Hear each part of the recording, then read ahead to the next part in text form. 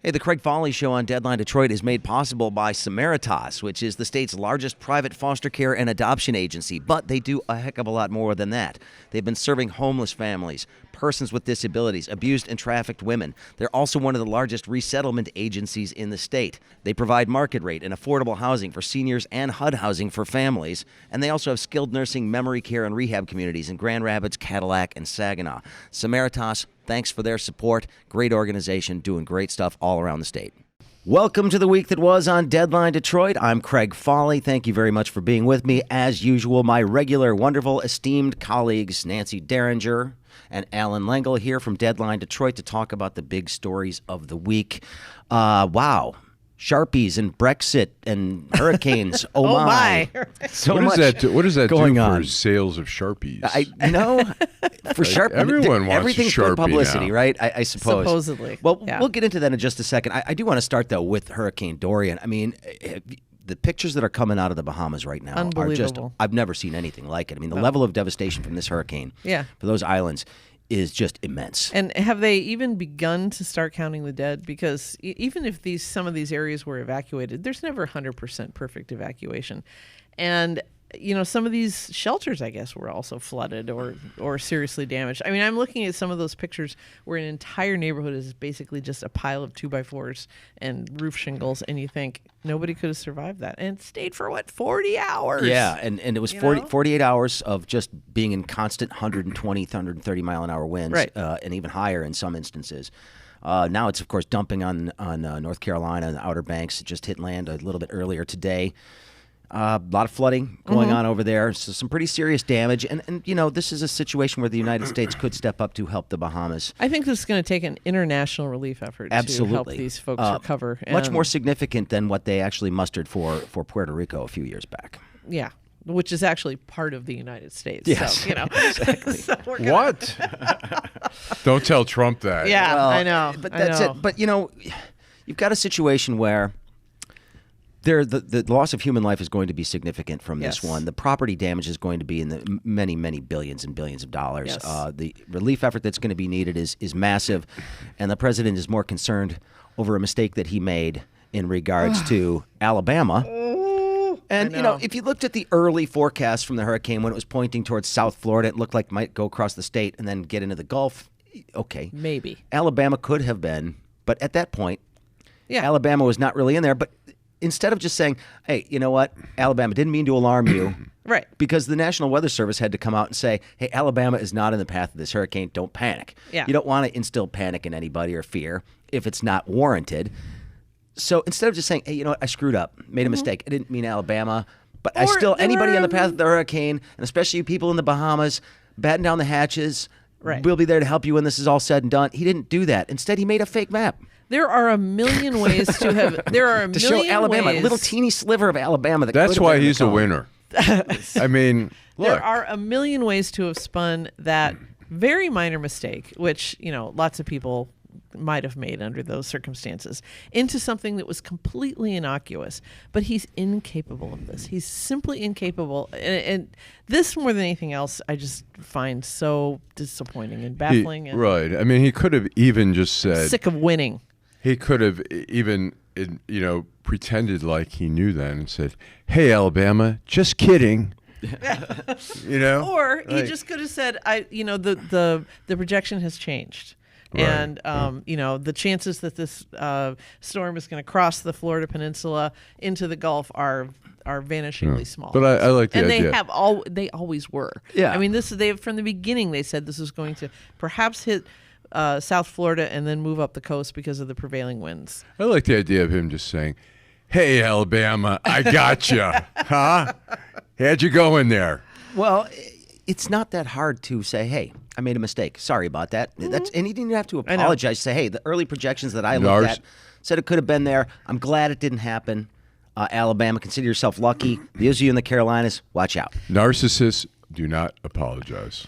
They don't admit they're wrong. Even as we speak, there are at least 3,000 memes being posted on social media, probably Facebook because it's the dumbest of all of them, with featuring Obama as the Joker, and it'll say something about 57 states. Yeah. Because, Obama misspoke once too. So you can't say that. And it's like, but Obama didn't double down and say there are 257 states. Right. I see that. And then make a map, I can name adding them. a whole bunch of new ones. Right. Obama Sharpie. Stan. Yeah, It's like Obama adding Stan, some yeah, different, right. different states here. Penal colony Puerto- for gun owners. Puerto Where's the Barack. island?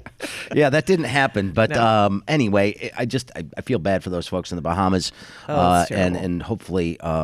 I mean, the photographs is not are as just bad like as- you said, are amazing. The Washington Post had a really good photo essay yesterday that I was looking through, and oh my God, it's just, I mean, you can't imagine. Well, So, there's going to be something else that we're going to have to watch very carefully for interesting statements or tweets coming from the president, and that is the jobs numbers from today. Just 130,000 jobs added in August, which is better than a contraction, obviously, but far short of what we've been seeing. And the Fed came out and said, hey, it's the trade war that's creating this problem. Nobody's investing right now. They're not adding jobs because they don't know what's going to happen. right.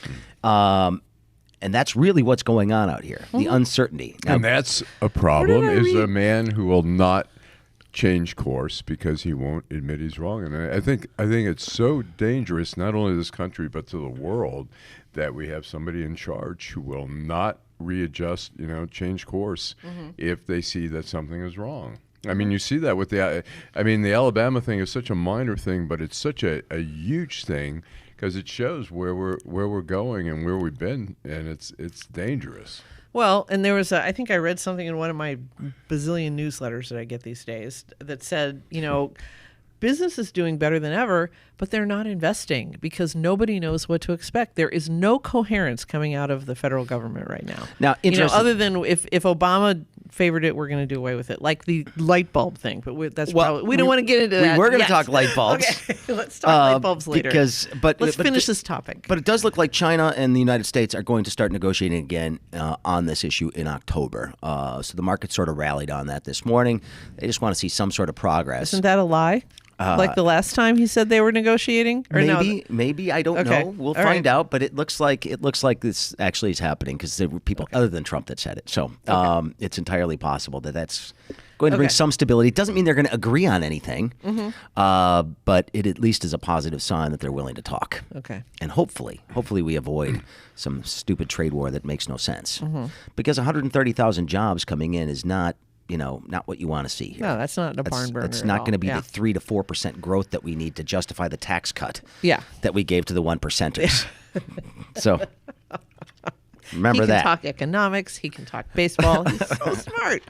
All right. go ahead. Anyway, let's talk light bulbs because Light while you were bulbs. sleeping, probably, I read this morning, he is basically eliminating the new LED light bulb rules that were put into place by George W. Bush and then, of course, refined by Barack Obama that would require the phase out of incandescent light bulbs. Now, anybody that has made the switch already, and most of us have, I mean, those original light bulbs were not that great with the little squiggly lines in them, Right. the fluorescent ones. But these LED lights are great, and they last like 15 years. They do. Right. And they're not that expensive. There's the price has come down. The quality has gone up. This is exactly what happened with low flow toilets. Remember the great low flow toilet Well, panic that was, of that was an affront to mankind. right. Yeah. Well, let me. Our tell way you of life something. is over as we know it when the government tells you how much you can flush. Well, but the original low flow toilets did stink. I mean, they stink. They sucked. What a band. They were not good. They weren't very good. And the engineers went to work on them and improved them. We have 3 toilets in our house. 2 of them are low flow. They are fantastic. I have Wow. never had them There's balk an at endorsement anything. for low flow Exactly. toilets. I have never had. I mean, they will handle any depth I charge see you put in there. Panera has a flush for like Oh yeah, number That's- one they and have number those- two, Yeah, and numero I uno, occasionally numero I've dos. mixed it up and I've screwed up. But no, Pushed there the was a number there was a two story for the in number one. Well, see, I think the Panera, New York- you know who the That's guys right. doing that is. the New York Times has a story, and they said the light bulb program is a success. It's led to something like 6% less electricity use nationwide, largely because Fake- of this. fake Which is a good news. thing. It's by a the way. very good thing. But these remember, was it Nolan Finley who said he was going to like stockpile all the incandescent bulbs because you can't make me, that kind of thing. Wow. There were a lot of people that did that. I'm buying all the incandescent bulbs I can find so I never run out. I've got enough to... At the rate we're going right now, Right. I'm going to start my buggy whip company back up and my wagon wheel company because, damn it, we need to go back to that stuff. And I'm really also, glad I took riding lessons and I can ride a horse because I'm really gonna. Well, and the other thing too is think about this, and if you really want to go back to the good old days of light bulbs, well, guess what? Maybe we can start packing them up again and taking them back to Detroit Edison like we used to have to back in the day. Do you remember that? To get light bulbs, you actually had to go down. I think Bill McGraw, You had to return the old ones. our good friend Bill that. McGraw, the co-founder of this very site, Deadline Detroit.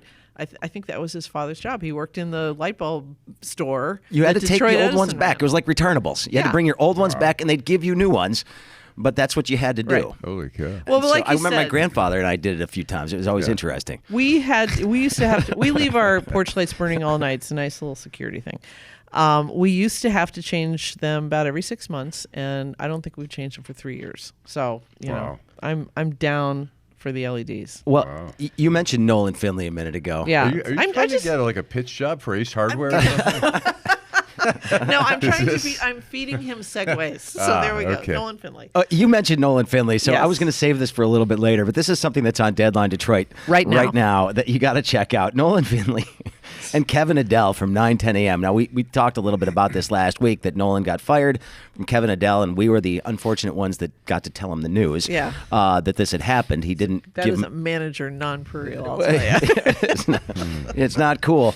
But so Kevin Adele seemed to take a few shots at Nolan recently, and Violet, who works here, has been talking to both of them via Twitter, and they've been going back and forth with these various insults against each other.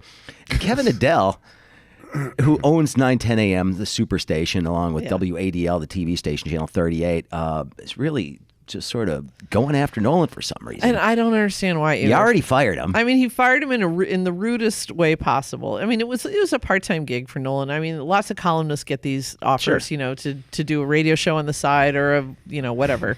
And apparently his show was not performing well, which anybody with a brain could have predicted, because if you have like a station that is explicitly pitched to the African American audience, perhaps it's not the wisest thing to do to put a right-wing white man on from 7 to 9 Adele said every morning. he did it because he wanted to incite Right, listeners, and, right? yeah. And this guy owns a radio station. Listen, I don't listen to Rush Limbaugh every day because I want to be incited by him. I Right, mean, that might right. work once or twice, and it might work in some formats. I still read the atrocious columns of Mitch Albom, but I have managed to stop commenting on them on my Facebook page. So there's that. Little victories. I But- missed the commentary by Todd Corser on 910. Yeah.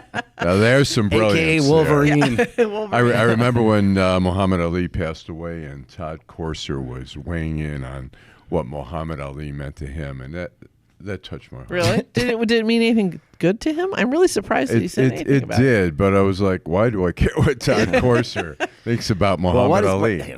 Well, anyway. They can say that about me too. But yeah, so, the you know. idea that people are going to tune in during morning drive time, day after day after day, just to hear what is that jerk off going to say this today is, I think that's pretty fatuous. Well, but the thing is, it got really strange. He said that, Kevin Adele had to put out this little tidbit that Nolan Finley, he said, started crying when he notified him that he was going to be cutting his pay because of low ratings.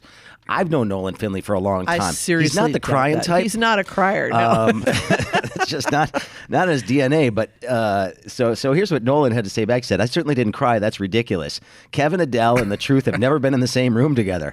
I've moved on. I don't understand his obsession with me. It's weird. Maybe he had a crush." And then he goes on to say, "He's a flat out nut. He called me nearly every day to tell me how much he liked me and appreciated the credibility I was bringing to his pitiful station. It was creepy."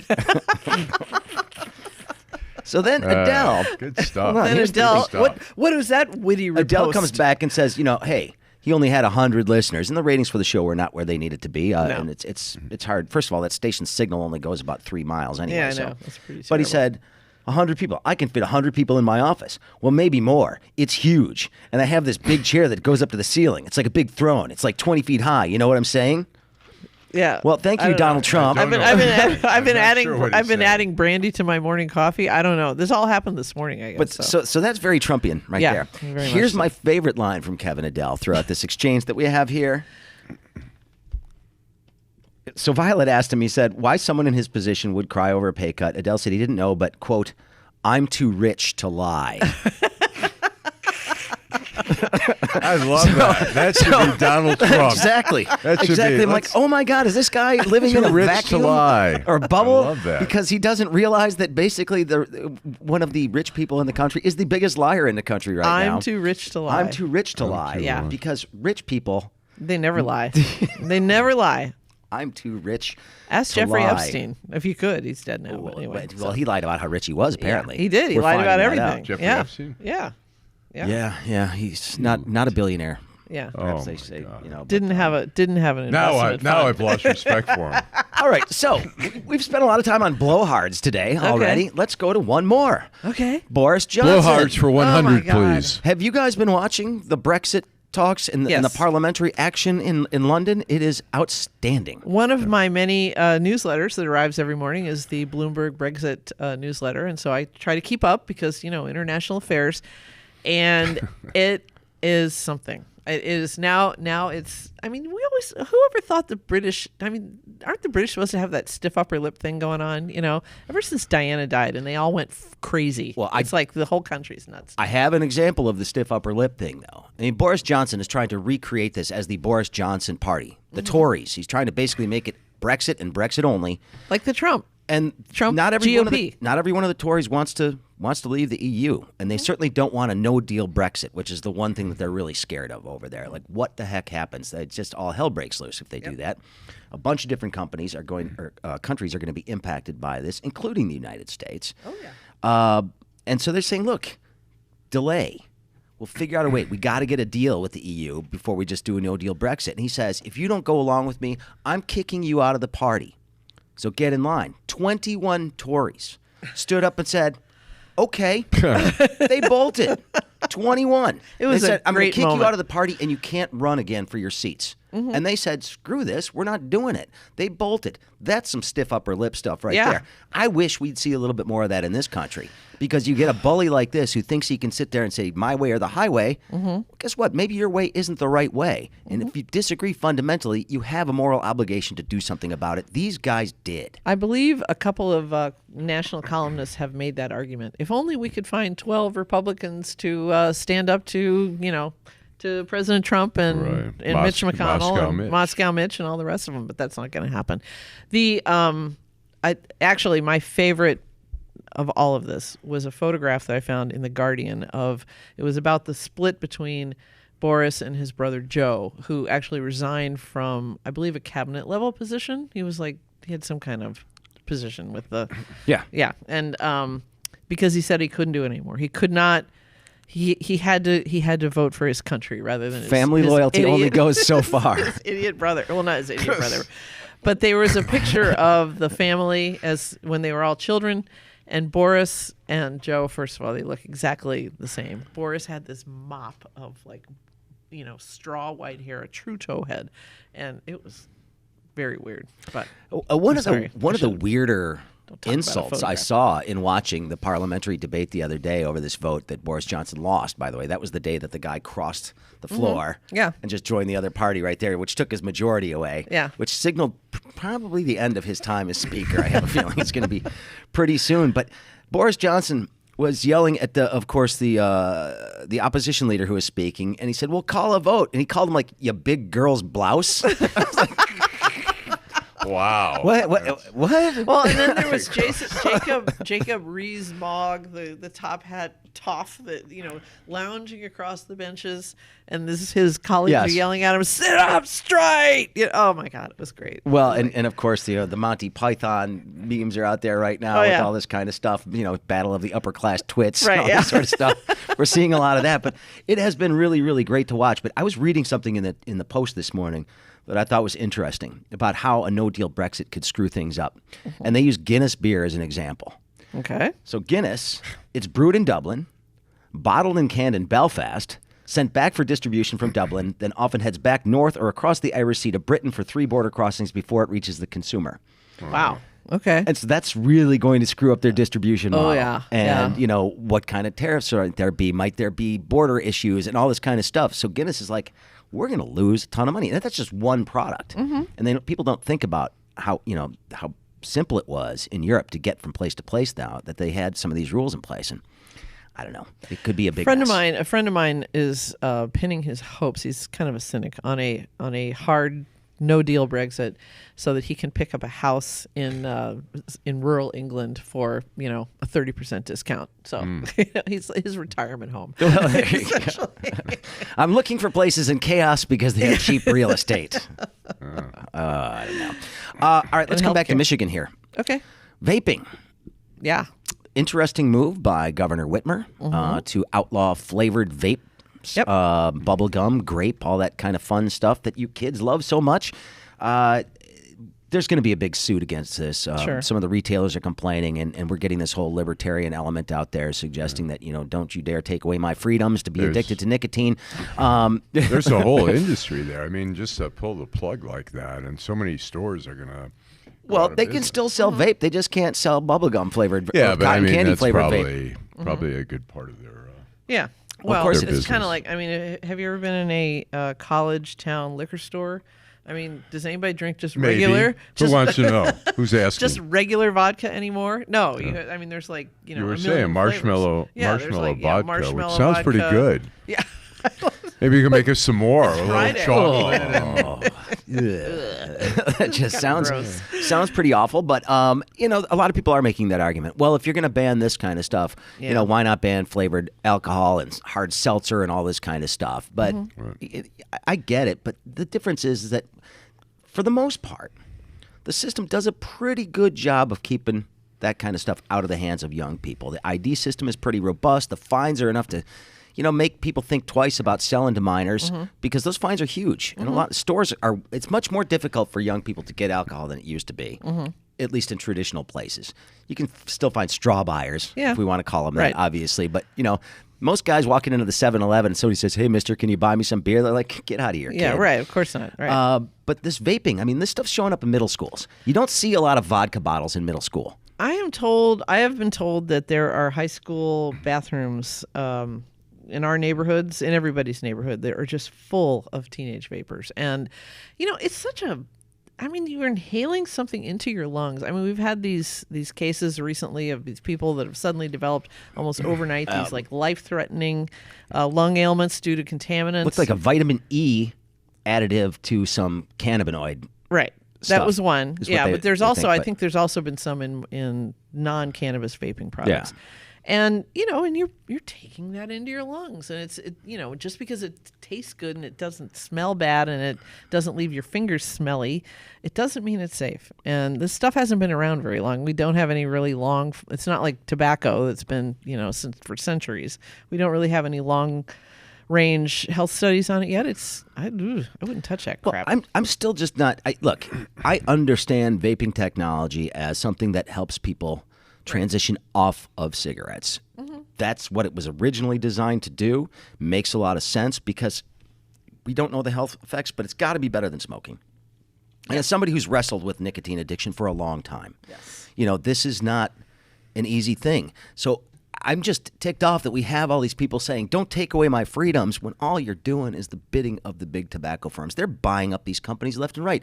Juul likes to position themselves as this company that we don't market to kids and we're going to get rid of these things. Well, they did it temporarily. Right. And then, of course, Altria, which is the largest tobacco company in the country, bought a $12 billion stake in Juul, minority stake. So Juul could still say they're independent.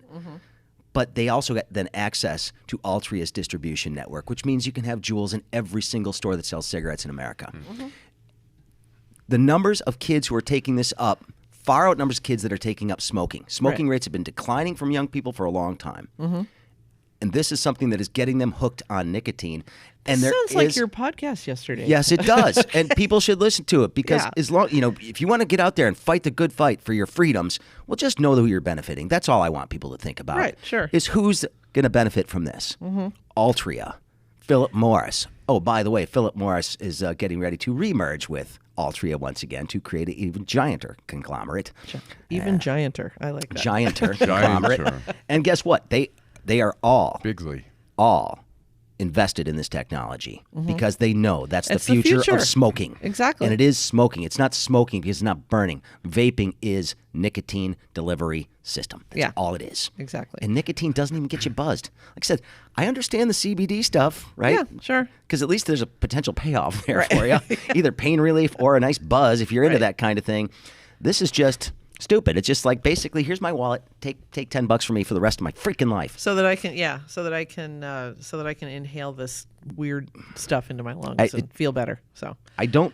everybody's body is different. Everybody responds to this stuff differently. But it's weird when I see like people comparing the United States to Europe in some area, like, oh look, they have national health care. They have all these other things. It's like most European countries are still pretty much.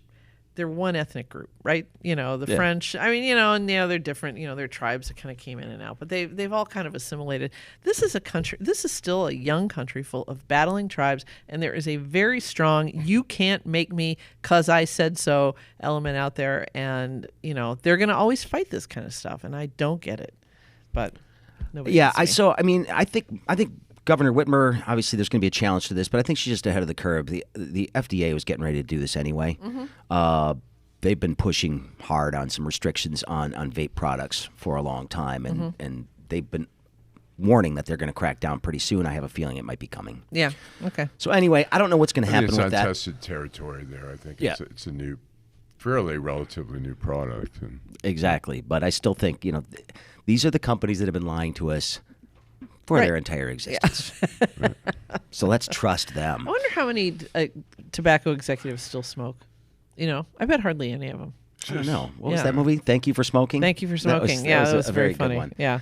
Hey, this is interesting. Talk about political retribution. This just came up today on Politico. I was looking at this just about an hour ago. The Justice Department is opening an antitrust probe into the 4 automakers that made the deal with California on their emissions rules. This is punishment for rebuking the Trump administration on the rollback of the auto efficiency rules. It's so good that we have the rule of law in this country, wouldn't you say? I'll tell you, William Barr is really a disgrace Talk about to that a office. hack, man. Oh my Jeez. gosh, that guy is a sellout. And the sad part is he came in pretending to have more integrity than Jeff Sessions, but he has far less. Far less. I don't think Sessions would do that. It's funny you should mention that because I was just listening to another podcast about how the private sector was trying to step up to try to control guns a little bit better in this country. Sure. Right. And some of the credit card companies, the payment app services, even the banks were starting to say, look, you're not going to be able to charge a gun anymore because they found that some of these guys who were pulling off these shootings had actually bought a bunch of guns on credit, probably figuring they never have to pay that bill. Anyway, and the Securities and Exchange Commission, the Trump Securities and Exchange Commission, got in their grills about it and said, stay in your lane. This is not your fight, and the hell with you. It's like, God, I mean, it's awful. Is that what this country is now? I guess it is. I don't know. Well, we only have a few minutes left. All right, let's let Alan talk some more. Michigan State got fined $4.5 million over the Nassar scandal. That was their penalty for basically screwing everything up possibly that you could screw up in that situation. They called it a complete failure to protect students. $4.5 million, enough? It's the real issue is these universities. We saw it at Penn State. We see it. This is double the Penn State fine, by the way. And the problem is all these universities, including the University of Michigan, all they care about is their image. All they care about is the contributions. I mean, they care about their image as an institution. That's what they're peddling. Academia, but they really are so aggressive at covering up bad publicity at any cost, and we've seen that. And Michigan State just happens to be so inept. They brought in John Engler, who was like the wrong, as they say, the bull in the china shop. And they screwed up in every step of the way. And every step of the way, I'm sure there's a consideration of what is this going to do for our image? What's it going to do for contributions? And that mindset has to change. These are particularly the public universities, that has to change. Well, I think what you're saying is what everybody said about the Catholic Church after the abuse scandal. It's like powerful institutions exist to protect themselves, Right. and not to protect the people that they allegedly serve. Yeah, And look at the Catholic Church. Really, there's no reason there shouldn't have been a RICO and the same, using Right. the same law for the mafia. Talk about the RICO, statute and the federal statute, which was designed to take care, address the mafia, talks about an ongoing criminal enterprise. And here is the Catholic Church who's been hiding pedophiles and moving Decades. them around Right. for decades We're now and decades of covering up. investigations on this Covering stuff. up, and here it is, a similarity with with the Larry Nassar thing, where people are just trying to push it aside, Right. and people are in the meanwhile are being harmed Well, right. continuously. And I think they're that's thinking the most criminal thing about it. this kid, whoever he or she is going to be gone in a couple 3 years. But Michigan State or this institution will prevail, and I think that's probably the mindset at this point. The Right. provost quit over it. All right. And this Strample guy was just like, man, what a piece of garbage he was. Anyway. All right, well, we are running out of time here, Okay. and I know, Nancy, you're super excited. Football season is back. The Lions open up the season this week. I know you're right there, but Ellen watches the Lions. He suffers along with me on Sundays, and we'll watch.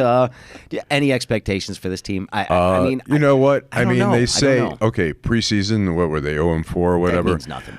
Well, I disagree. They were 4-0 the year they went 0-16. They were 4-0 in the preseason. So what does it mean? Well, I'd rather be 4-0 than 0-4. I think it could be nothing, but I fear that it's indicative of something. But It could. Another year I of have losing. very low expectations. Lions. Was it Martha Ford who gave some interview not too long ago where she said it was her goal in life to get a Super Bowl victory for the Detroit fans? How old is Martha Ford now? Well, She's like, that was her husband's dream about too. when he 93. passed away. It's like- 93, but I give her. She is a lot more aggressive than her husband was, and I think her husband was a lot more, laissez-faire. She is serious about winning, but the question is, do they have the right people in place? They've tapped into the whole New England, organization.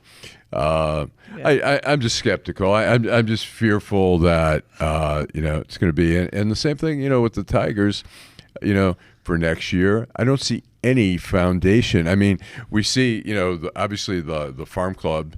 They're really working on, and that's where the attention is. And I think some of the papers are now covering the farm clubs to see what's to look at the future. But I just don't have faith that they're rebuilding in the right way. I think the Tigers are really gonna. You have to start with some nucleus. You can't keep imploding. No, it's going to be a while. It's going to be a while. So Put the that on her Red tombstone. Wings Tried to bring a Super the Bowl Red team. Wings, we go through eras where you see that, like Cleveland was like a perennial loser city. Every sports team, and now Cleveland, they have the Cavaliers, which now are not very good, but they've got the Indians, who are probably going to get a wild card.